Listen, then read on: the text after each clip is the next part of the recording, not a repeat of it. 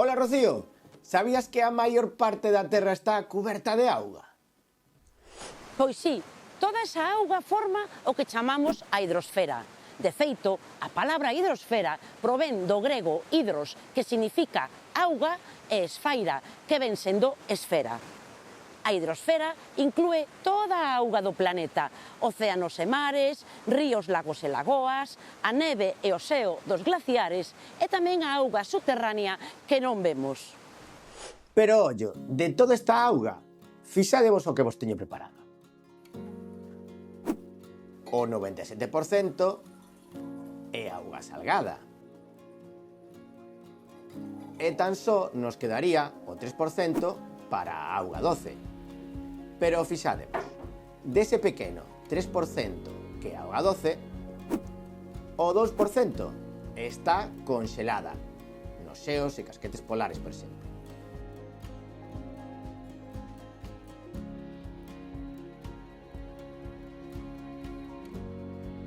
E apenas o 1% se atopa en estado líquido.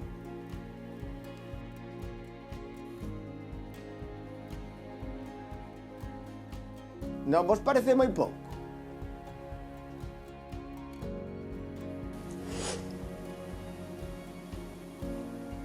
Onde atopamos auga doce? Nos continentes, a auga doce aparece en distintos estados. Líquida en ríos, torrentes, mananciais, lagos, lagoas e pozas. Sólida como o xeo acumulado nos glaciares ou a neve das montañas.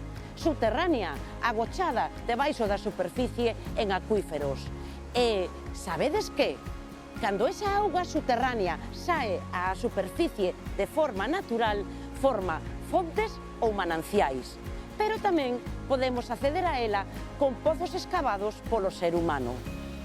Se a auga subterránea circula por rochas como as calcarias que se disolven co paso do tempo, poden formarse covas e galerías naturais.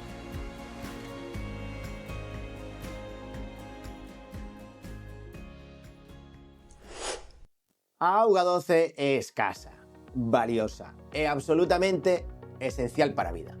Por iso temos que coidala, usala con responsabilidade e protexela da contaminación. E para iso, pecha a billa mentres te enxaboas ou lavas os dentes. Dúchate no canto de bañarte. Non uses o inodoro como papeleira e non tires toalliñas hixiénicas, aínda que o envase diga que son biodegradables. Non. Pon a lavadora e o lavalouzas só cando estean cheos e trata de que ningunha billa da auga pingue ou estén sen perlizador, xa que este aforra o 50% do caudal da auga. E ata aquí estes consellos. Vémonos no seguinte vídeo.